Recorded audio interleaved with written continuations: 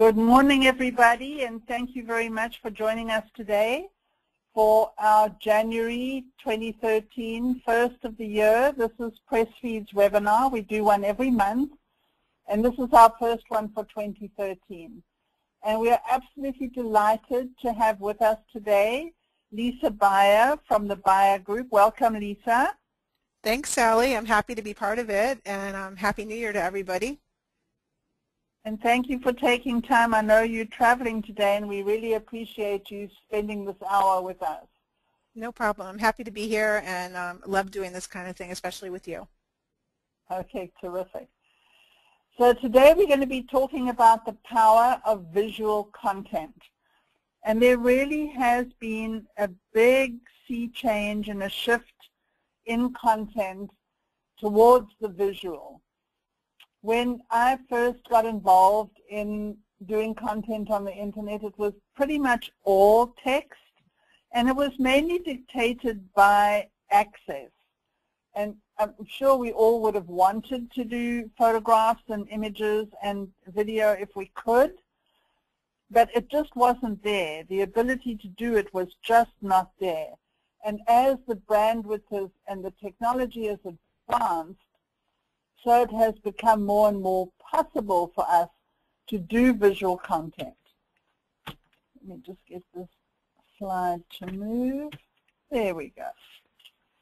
So we do know that we are visual creatures, and people are very attracted to the visual. And the more content that's out there, do you know that, like, I think, where were we, 95, so it's, wow. It's about 20 years ago. I can't believe that. Oh my goodness, 20 years ago. But when you did a search for Pasadena way back then, even in 99 when Google first started, you got a handful of results. Now when you do a search for something on Google, you know it's like hundreds of millions. So the landscape is just very cluttered. And visuals do make a difference. Lisa, do you want to give us your input on that? Sure, definitely. I mean, I think you made some great points about where we've come over the past even 5 or 10 years, especially 20 years with being able to use visuals, whether it be with social media or search and public relations. But just if you even date back to before, 20 years ago, visuals have always made a difference when you're telling a story. So in journalism and newspaper and print publications, having a great visual always increased readership, always was able to draw more attention. So it's kind of it's a natural progression. It just took technology a little bit longer for us to be able to have all these options to make it very easy right now to tell your story with visuals, and whether it's images or video. Exactly so. Oh, wow, this is being a little difficult today. There we go. Okay. So here are some of the comments about this visual trend from different places that I thought you might find interesting. Forbes magazine called it the breakout trend for 2012. And from ROI Research, their study showed that 44% are more likely to engage if they're posting pictures. And we certainly have seen those kind of figures, right, Lisa, from Facebook and other places? Definitely. Yes, I mean, using a picture makes all the difference in the world when you're posting anything with social media. The engagement goes way up. Right. And I like this one from Global View where they said pictures have become the short-form way of communicating lots of information. So it's very true. We've always said a picture is worth 1,000 words. But that's what it is. It's an instant way of communicating what it is that might be in the article. If you pick the right image, it is supposed to immediately communicate what that piece of content is all about. And this one, which is done by my really good friend Rebecca Lieb, who's the media analyst at the Altimeter Group, she wrote a report in about maybe 6 months ago. And one of her findings was that brands are moving away from the written word to more visual content. They're planning this year to spend more money on visual content than they are from text and the written word.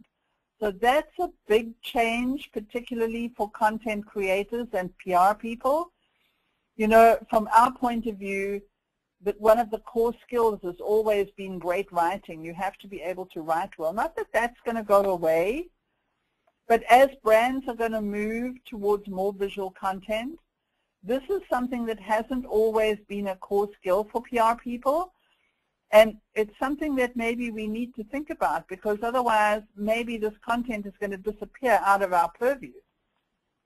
Yeah, Sally, I think that's a great point, and it also brings to the point that the public relations professional is going to have to step out of the box even more and almost look at their role as an editor or also semi-creative director. So they're picking the artwork to go with the story, and the story is the artwork now.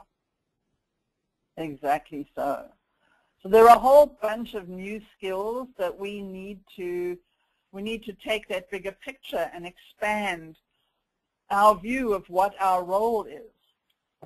And we'll talk about some of this editor and creative director also when we talk about the newsroom a little later on. But I have some quotes here from some thought leaders that were asked to give statements about what they thought of this rise of visual content. Most of our brain is used for processing visual information. So that's something we do know. It communicates ideas in a much richer way. This is something that I'm hearing a lot from the media and from bloggers and journalists, that not that they want the image or the video to replace the story, excuse me, but they wanted to add depth or to enhance the story or to show something that just the written word couldn't possibly tell. So you have to still write the story, but you must have the visual with it so that it extends the story. It shows more. It involves you more. It gives you more emotional content or whatever there is. That when you're picking a visual or you're making a video that you're going to put with a piece of news content particularly, don't just go, oh, well, that's fine, I'll take that picture and that will work. You need to really think it through, that these images are not just there as pretty pictures. They're there to extend and enhance the experience of the story. And I mean, I think to add to that, Sally, it's also a conversion point. I mean, if you look at mobile and how many people are just getting all of their information on mobile, I mean, the picture is going to tell them, okay, is this worth me saving this to read later, or is this worth me taking the extra step to read it? Exactly so. So here are a couple more. This is Jeremiah Aoyang. He's also from the Altimeter Group. If you're not familiar with them, I would recommend that you visit their site, because they, as far as I know, are the only research company that gives away their research. It's all open research. They do not charge for their reports.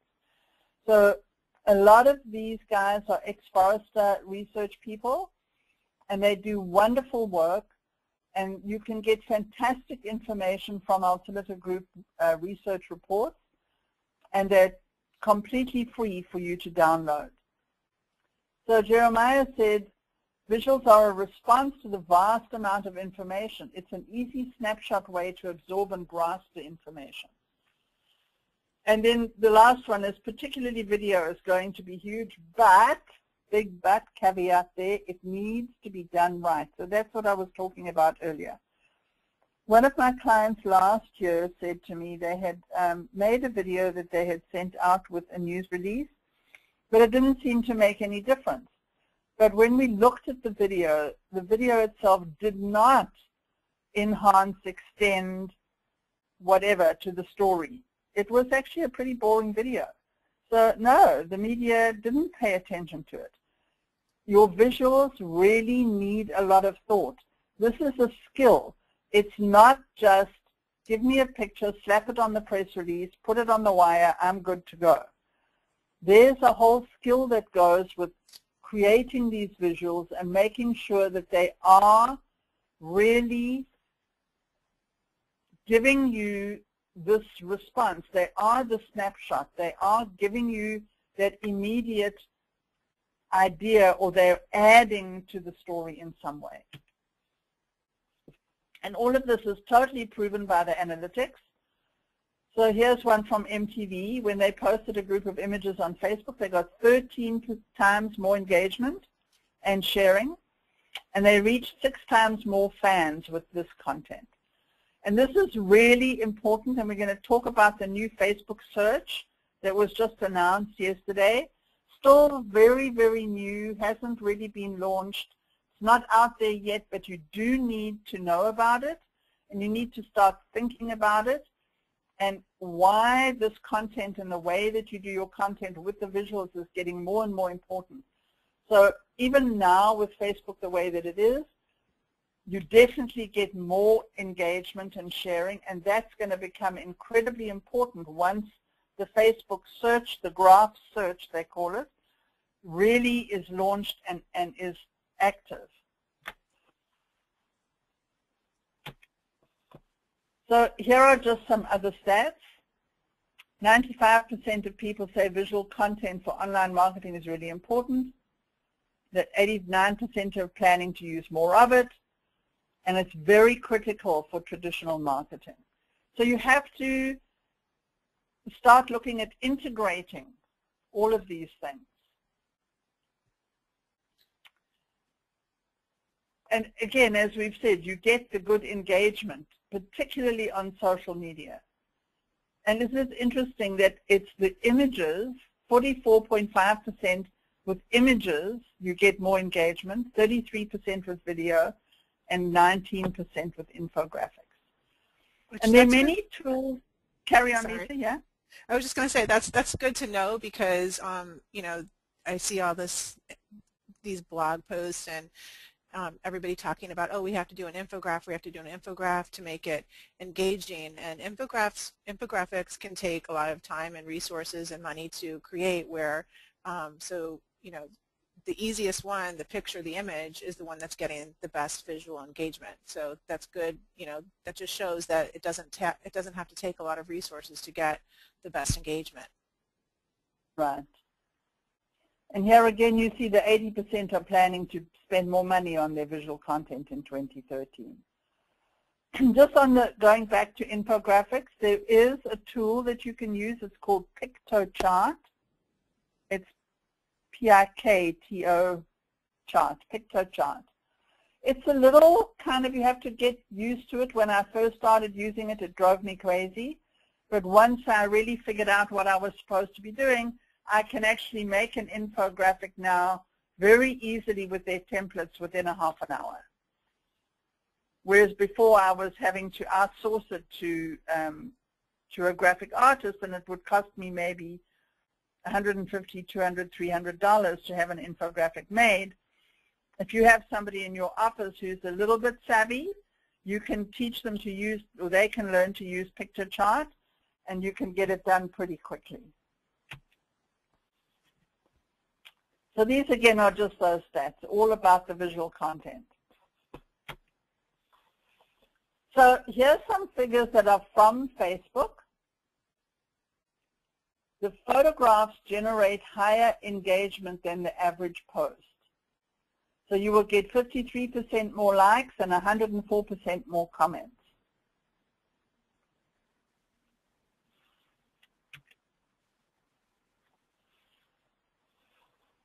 And videos are shared 12 times more than links and text posts combined. And photos are liked 2 times more than any text update.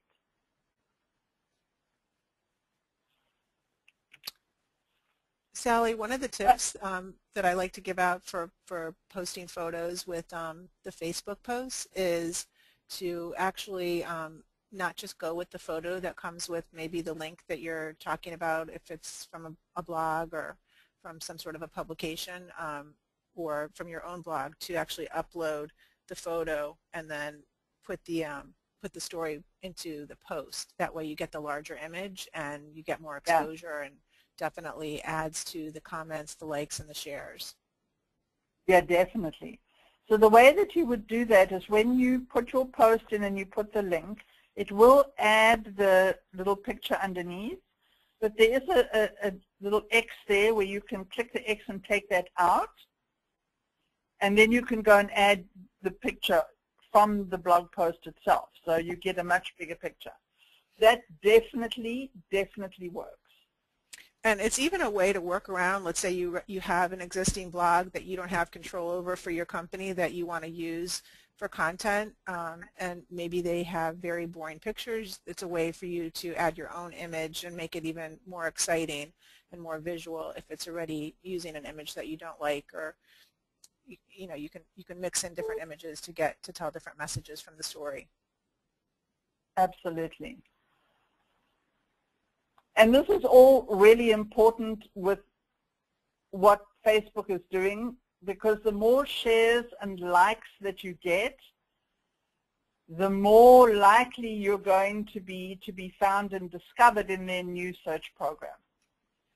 So another tip is not to post the same image to all platforms. I know that social media is very time consuming, and it can really get to be a pain in the butt. And it's very tempting to use one of these services where you just enter it once and then it'll go and put on LinkedIn and Facebook and Twitter and in your blog and whatever. And you think, oh, thank goodness I've done that all.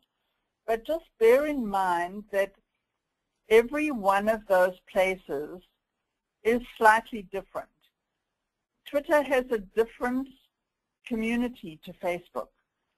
And you may have a lot of the same people that are on Twitter or on Facebook, but I guarantee they're not all the same people. And we do a lot of social audits for companies where we really dig in to who the community is and what kind of culture that community has. What do they talk about? What are they interested in? And it's very different from platform to platform.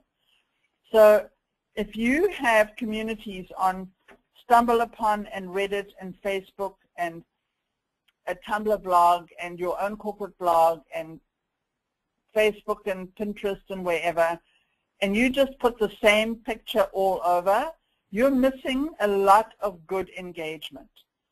It is more work, I totally accept that, but this comes back to what we were taught in like Marketing and PR 101, where you need to really segment your audiences, research your audiences, find out what they're interested in, and give them the content that is really relevant for them.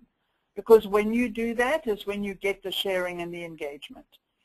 If you give me a picture or a video that's not 100% relevant to me, maybe I'm one of your Twitter followers and you post something that you've posted everywhere else. It was wonderful for Facebook. It worked incredibly on Facebook. But I'm one of your Twitter followers and it's not that relevant for me. So I'm not going to share it with anybody. So you have to just take into account the right content for the right people in the right place. The analogy I like to use, Sally, is to look at each social network as if it's a different publication. So if you're part of 5 different social networks for your company, you have 5 publications that you're putting out, and somebody's not going to subscribe to all of the publications if they're all putting out the same exact content. Exactly so. So here are 2 examples of companies using Pinterest. And Pinterest, of course, is kind of the ultimate for visuals right now, and it's working really well. But you have to, again, you've got to think of who your audience is and what kind of things would they really respond to. What are they interested in? And you can't only just be about me, about me, about me. You have to think about, it's a publication. You're totally right, Lisa. Particularly something like Pinterest. You have to think about what your readers would be interested in.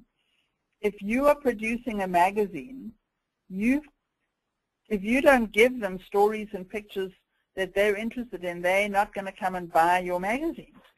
And the buying in this case is the repinning and the sharing. So if you look at what Whole Foods does, they have a lot of boards. This is just one little row of all their boards. They have many, many more. But they talk about all kinds of different things. They talk about the organic lifestyle.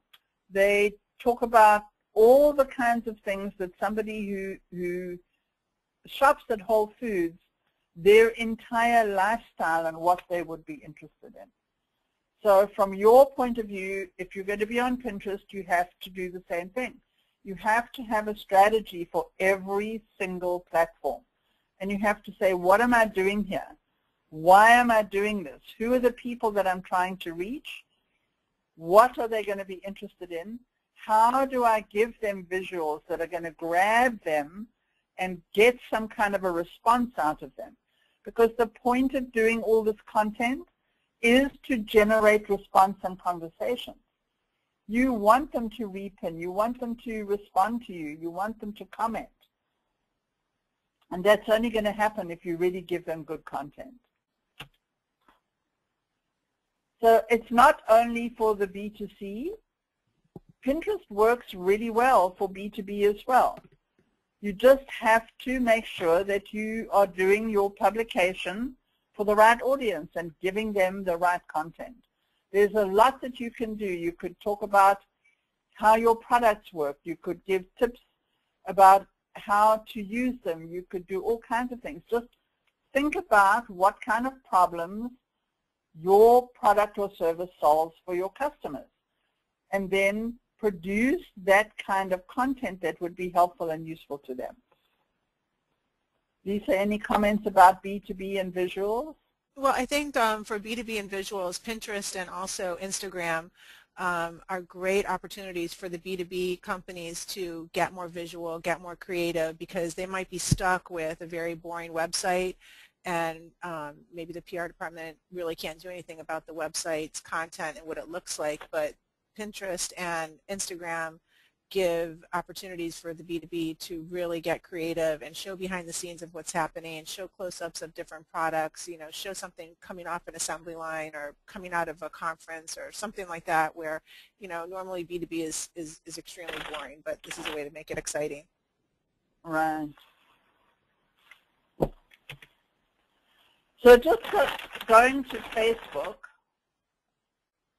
there are several things that you have to take into account on Facebook. You have the cover, and you have the profile picture, and then you have the tabs. And on most Facebook pages that I've looked at, it doesn't seem to me that there is a creative director who's doing this, because it all seems to not be coordinated. When I look at that Facebook page, I don't get, my eye doesn't get really nicely directed. It doesn't seem to be all one piece.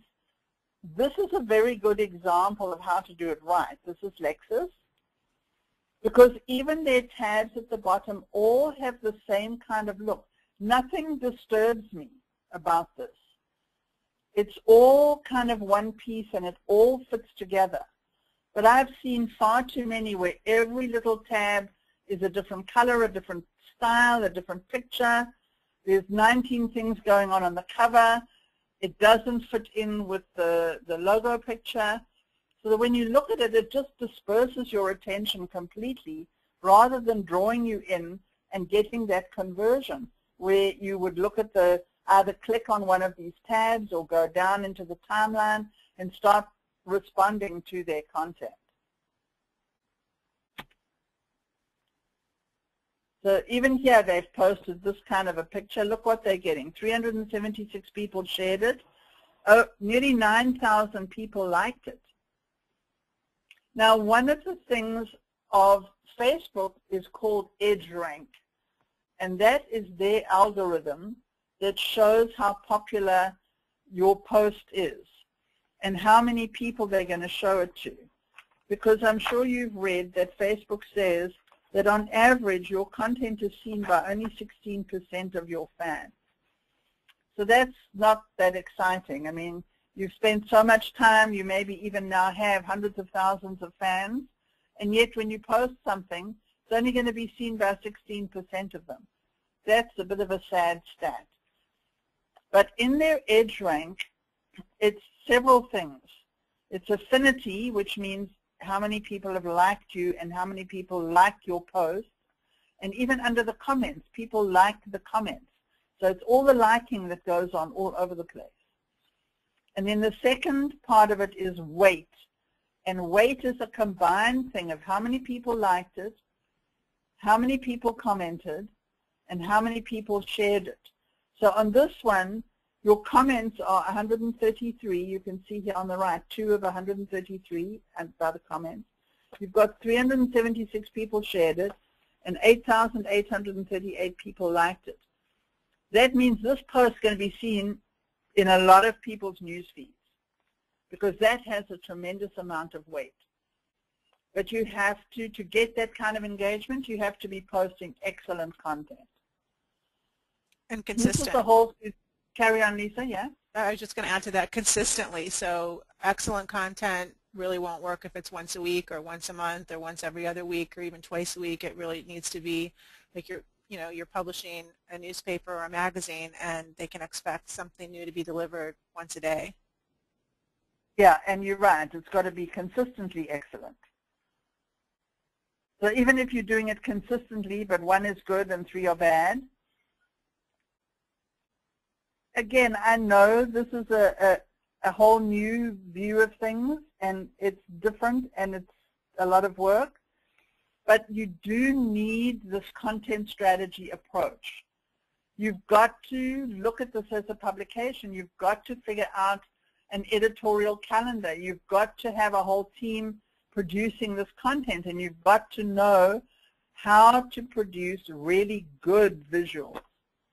Because visuals, just to say visual content is the breakout trend of 2012 is fine. But you have to know in your heart, just go by your own behavior.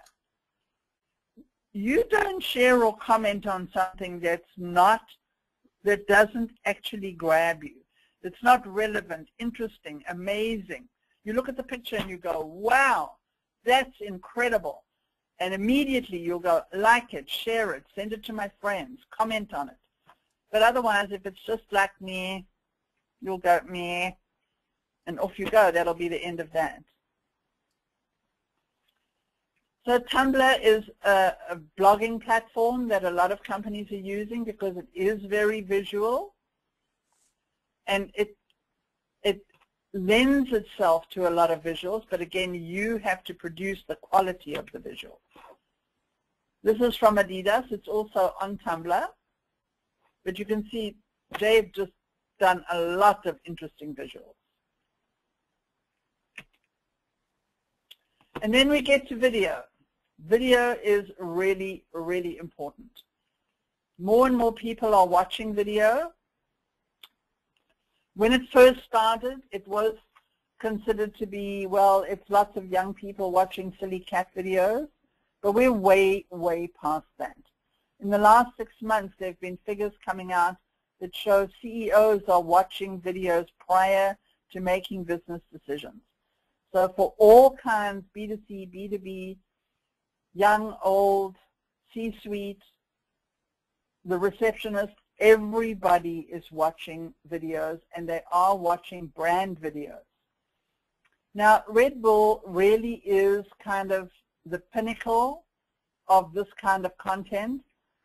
They've been doing it for a very long time. When they started as a content production vehicle. I mean, they're a machine, these people.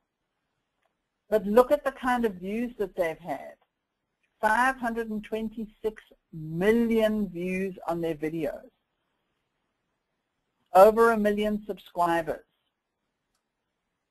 And these are all, their content is totally pitched to the people who do extreme sports, who are interested in extreme sports. And they have a whole content company now that does this kind of thing. This may not be possible for everybody, and I realize this is kind of like the top end of the scale, but they just are something to look at as how to do it perfectly, and then figure out how you can do it on your budget. There are many smaller companies that have done really interesting things. I mean, if we think back to Will It Blend? Blendtec is a very small company, and they just started making videos that cost almost nothing. But they've made hundreds of videos by now, and they've increased their sales by 500%. So here's another one, Louis Vuitton. Not so many subscribers. They have only 30,000 subscribers, but they've also had 27 million views on their videos, which tells you that their videos are really getting attention, and people are sharing them, people are watching them, they like them. And this really doesn't have to be a huge production, very expensive. Just to give you one example, last year I did some work for a client, and they opened a new mall up in Salt Lake City. And the mall had a fountain, pardon me, was the first time that anyone had ever had a fountain with fire in it. And when they told me that they had this, I thought that's going to be something people will be interested in. It's new, it's different. The rest of it is all great. It's a mall, and it's a mall, and it's another mall, and so what? They're wonderful stores, and it's great, and it's pretty. But this is something that's really different. So I set up with a very simple little camera. I actually shot it on a little flip camera. I waited till it got dark, and the first time they turned the fountain on, I shot a 2-minute video of this fountain with the fire in it. Prior to doing that, because I knew I was going to do it, I had set up a distribution kind of network of people that would post it for me, tweet it, put it on their Facebook page. And as soon as I had it and I had it up, I let all those people know that it was there. And I had about 50 people who tweeted it and posted it for me. And from there, it really took off. And that little video, which had no production value, no cost, no nothing, just a lot of intelligent thought put into it, has become one of the top 2% of videos on YouTube. So anybody can do this. It really doesn't take an enormous budget.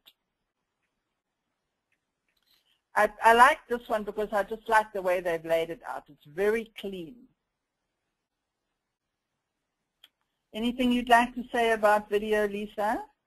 Sure, I love video. One of the tips that I give to clients and also in some of the conferences on video and public relations is I like to use video to combine it with a press release and maybe do a short 1-minute interview with the CEO or whoever's being quoted in the press release. And that way it gives dimension to the story, and if a journalist is, wanting to possibly interview somebody from your company on camera, it gives them an idea of the type of personality, the look and feel, how they would do on camera, and also just gives life to the press release and in more depth to it. So, I mean, even as easy as just doing a short 30-second or 1-minute quick video interview, and you can even use your iPhone camera for that, can add something to a press release or some sort of an announcement. Absolutely. So where do we think all this is going? This was a quote from David Armano. He's the managing director of Edelman Digital. So most companies don't have full-time editors and newsrooms that work hand in hand with their marketing department, but in a few years they might. So this is something that all that we've been talking about for the last half hour, that you should be looking at the idea of this bigger picture of what your role is, that you should be looking at it from an editor, publishing, newsroom aspect. So this was what Edelman thinks you should have as a newsroom. And David Armano calls it the social creative newsroom. And his vision is that the newsroom is a place, it's a repository, a place to house all your content. So you would have editors who would be contributing and putting content in there, and this would be your news, brand and content strategy, maybe industry news. You would also have the community managers who are managing all your social content, that your social content should also be displayed in this newsroom.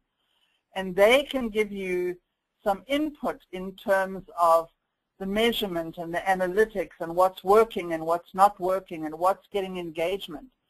Because you need the earned and the paid and the owned.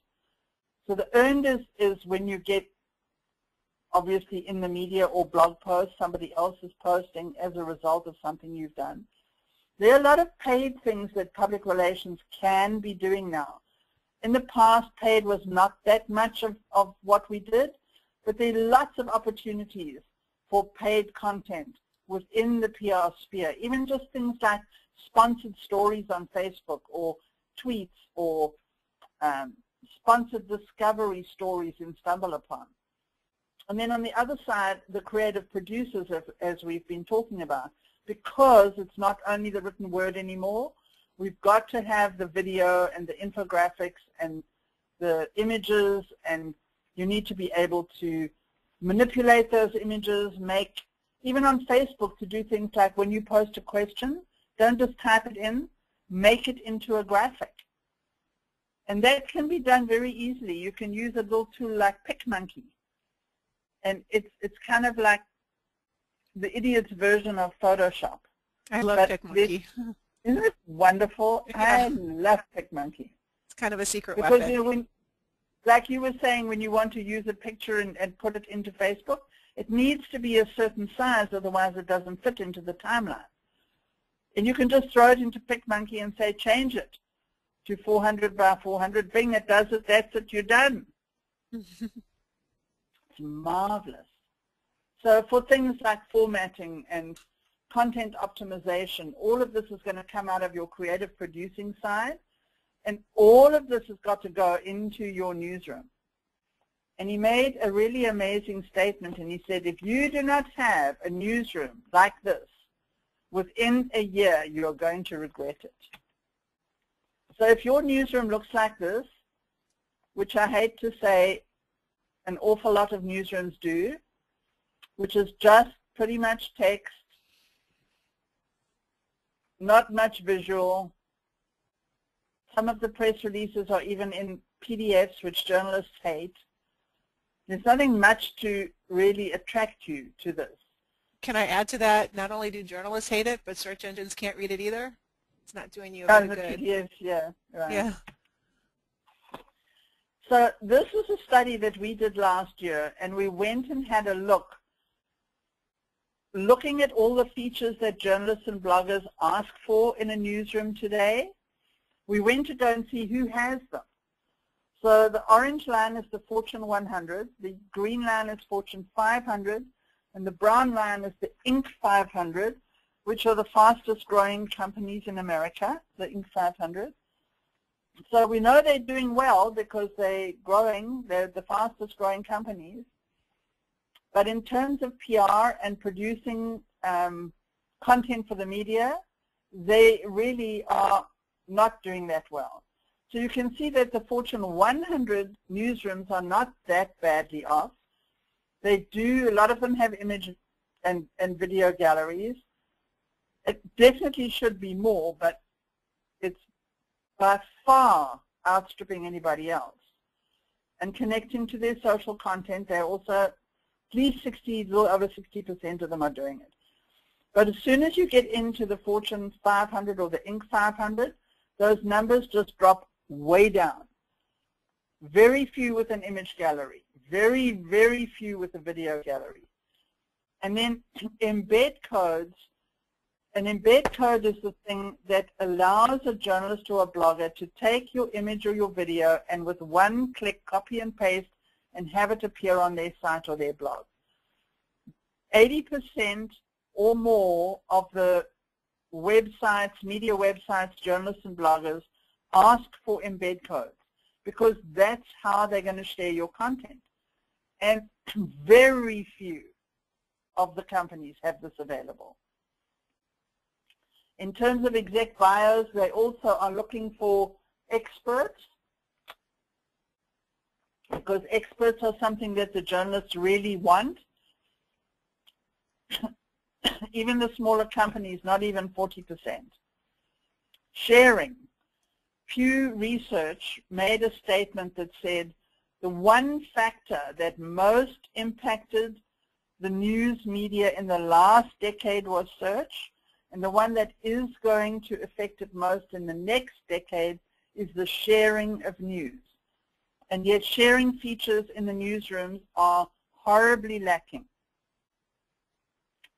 So the kind of thing that you need is something like this. This is Newport Beach's newsroom, Newport Beach, California. You need to be able to connect to all your social content. You need to have the content in categories, because you can't just have one lot like this one, because then if I'm looking for something, I don't know where to find it. You need to offer this in different categories so that I can subscribe to a feed of the one that I want. And you need a feed on every different category. You have to have the sharing, and you need it in very simple one click. If I click on that little thing that says tweet, it needs to bring up the thing that already is populated. All I have to do, it logs me in, all I have to do is click tweet, I'm done. If I click like this or share it on Facebook, boom, it should do it right away. Pin it, it's got to go to Pinterest. Don't make them work. Your press contacts, do you know that this is still one of the #1 complaints from the media, is that they come to a newsroom or they're on a press release and there is no press contact. Here's a press release, please print it. Oh, no, no, no, don't call me, please. I'm not going to tell you who I am. And then you must have the images and the videos. You should have tags on everything, because that helps the search engines to find you, and it helps to index your content and make it more easy for the journalists to find it. You should have your blog post showing up, and you should have your Twitter feed showing up in your newsroom. So all of these things should be in this social and creative newsroom. So that's the kind of newsroom that you're looking for. Lisa, you've written a lot about newsrooms. I'd like to hear your viewpoint about this. Yeah, I'm a big fan of newsrooms, and just coming from the public relations standpoint, and then also coming from, I write for Search Engine Watch, so I'm, sometimes a journalist by night, publicist by day. You want to give, whether it's the journalists or the users, everything that they can possibly have at their fingertips to write the story without having to contact you at 3 in the morning. So, that's one of the reasons why I think packaging up all of your press releases, news, images, all in one place, it gives a small company an extreme competitive advantage to level the playing fields, to compete against, maybe they're a startup and they're competing against another company that's very well established that doesn't have a newsroom. They're going to get the story, or they're going to be able to share in more ways than the other. So I think from a content marketing standpoint, from just a pure publicity standpoint, from a social standpoint, from a visual standpoint, it's something that, in my opinion, and I know you agree, Sally, it's a no-brainer that should be part of the internet strategy, the marketing strategy. Yeah, totally. So I had a question to put in the name of PictoChart, which I've put into the chat. And yes, we will definitely, I will post this on SlideShare. And we also will, it is being recorded, and in about a week it will be available. So Lisa, there was one question saying that they would like to hear more from you. So I don't know if you would like to give us some more information about any of the things that we've spoken about. Is there any, we still have about 10, 15 minutes. Sure. So is there specifically any area that I can talk about, or Sally, that you think I could talk about, or was the question specific or just in general? They just said that they thought they were going to hear more from you, so I wanted Okay. to give them a chance to do that. Okay. So just kind of going back a little bit and the different points that we talked about, from a Facebook standpoint, I mean, I think I love using Facebook and the use of visuals to really tell a company story.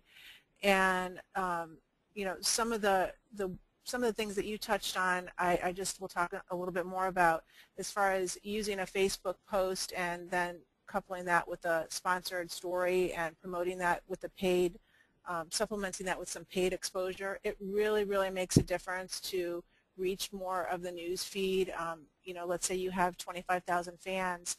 A lot of brands feel like they, you know, just because they have 25,000 fans, that's all they really have to do, and they're just focusing on fan growth, and they're not really focusing on engagement. And then the last thing to focus on with Facebook is the conversion. So if you're only focusing on fan growth and you're not putting out good content, then you're missing all of the real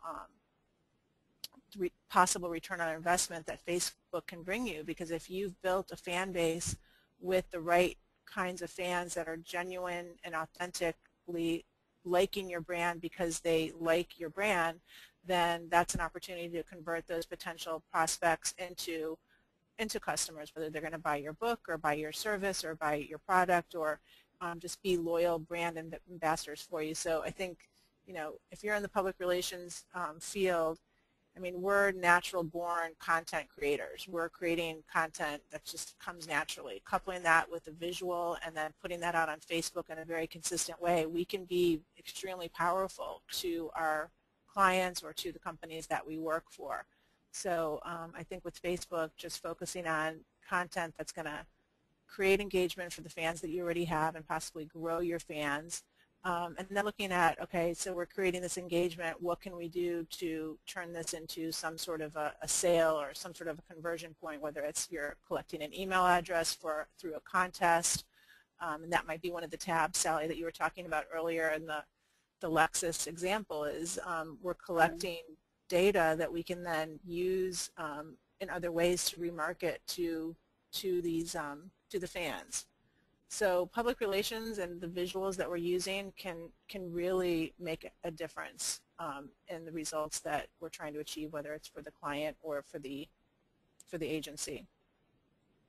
One of the questions that I had, Lisa, was that they had heard that the Facebook tabs were going to be going away. Have you heard that at all? I haven't heard that. I mean, I know that the Facebook tabs, not all of them are visual. You can't see them all when you're looking at it through mobile, but I have not heard that. Definitely, you can't see the tabs on mobile, and there are vendors that will help you to make a mobile app so that you can see your tabs, but I haven't heard anything about the tabs disappearing altogether. Yeah, but I mean, anything's possible, and that's the one thing with Facebook, is that it's constantly evolving and changing. And I mean, I would also recommend to subscribe to All Facebook just to kind of stay in the know of what's happening with Facebook, and you know how it might impact what you're doing today. Because I mean, we've had things, I'm sure you have too, Sally, that you're planning something with a client, and if you would have launched it, let's say 2 weeks ago, it would have been, you know, wouldn't work today because they changed something that made it impossible to do what you wanted to do. So just kind of staying ahead of what they're planning, and if tabs is going away, then I'm sure there's a reason for it, and they're going to be replacing it with something that's going to work a little bit different and maybe a little bit better, but people will complain about it for sure at first. Right. Well, it is. It's staying ahead of all these different things, never mind only Facebook, but all the social media, what's new, what's coming, what's here, what's going. It's kind of a full-time job, so you need to find a couple of good resources, like All Facebook or whatever, and then just so that you can stay ahead of the curve. Let somebody else do a lot of the heavy lifting for you, and then you can just read 3 or 4 feeds and hopefully stay ahead of the curve. It is one of the things that we do at Pressfeed with our clients, is we do webinars for clients to try and help them to stay ahead of the curve. One of the other topics I can talk a little bit on, if you want, Sally, is just a little bit more about Instagram. Yes, and what's happening with Instagram and Twitter? Yeah, so so mainly just on Instagram and just talking about visuals.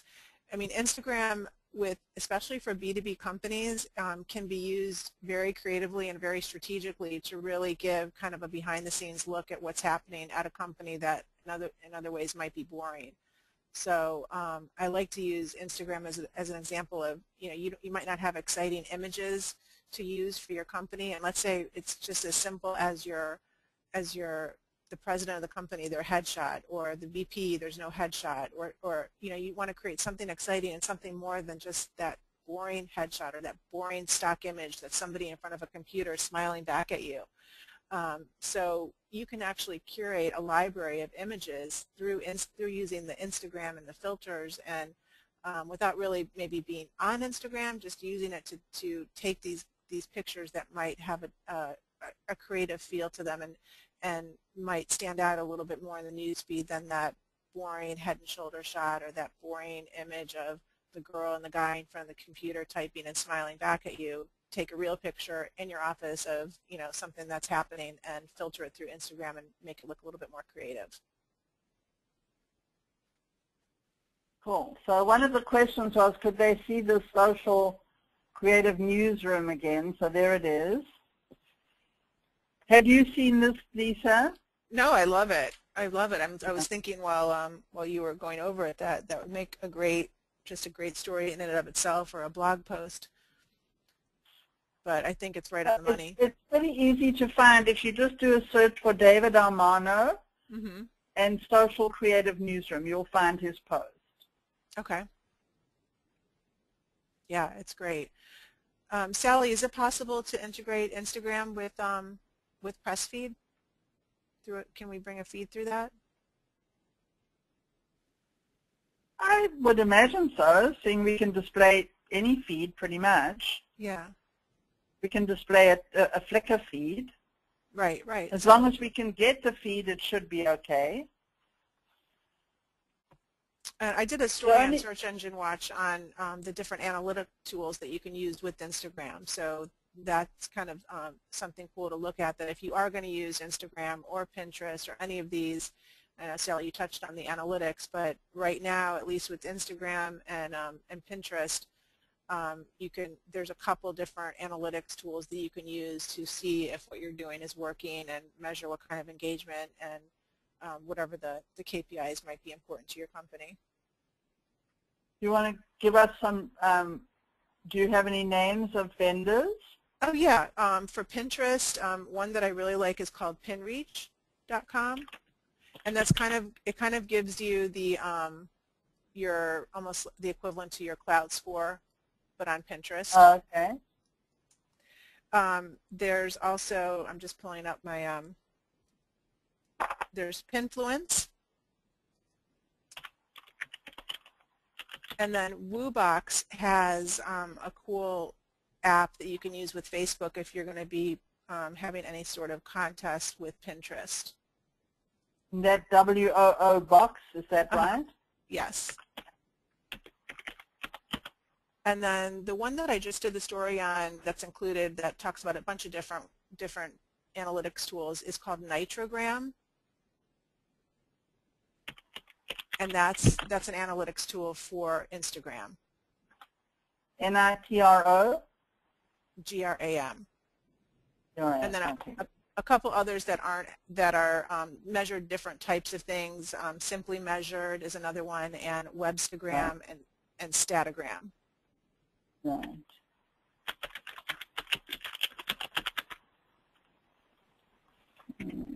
Measured.